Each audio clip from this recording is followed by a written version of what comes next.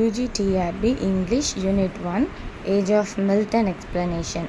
இது வந்து ஹட்சனோட புக்கில் உள்ள மில்டன் ஏஜோட ஃபஸ்ட்டு பார்ட். அந்த ஏஜில் எது இம்பார்ட்டண்ட் அதை மட்டும் எடுத்திருக்கு. மற்ற ஆத்தர்ஸ் அண்ட் அதர் டீட்டெயில்ஸ் வந்து இதில் இன்க்ளூட் ஆகலை. இதுவே போதுமானது.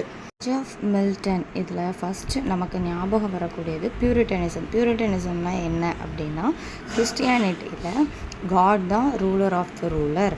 அதுக்கப்புறம் அவருக்கு கீழே தான் எல்லாருமே. ரொம்ப சிம்பிளான லைஃப் வந்து லீட் பண்ணணும், ரிலீஜியஸ்டிக்காக வாழணும், ஸ்பிரிச்சுவல் மட்டும்தான் முக்கியம். அந்த மாதிரி அந்த ரிலீஜியஸ் அண்ட் ஸ்பிரிச்சுவலை மட்டுமே ஃபோக்கஸ் பண்ணி வாழக்கூடிய மக்களுடைய வாழ்க்கை முறை தான் பியூரிட்டனிசம்.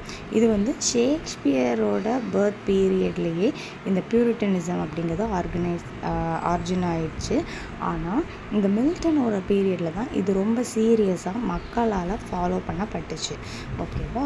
ஸோ அதே போல் இந்த மில்டன் தான் யார் அப்படின்னா, greatest product of puritanism in our லிட்ரேச்சர்லேயே இவர் தான் கிரேட்டஸ்ட் ப்ராடக்ட். அப்புறம் லாஸ்ட் என்னன்னா, the moral and religious influence of puritanism are combined with the generous culture of renaissance.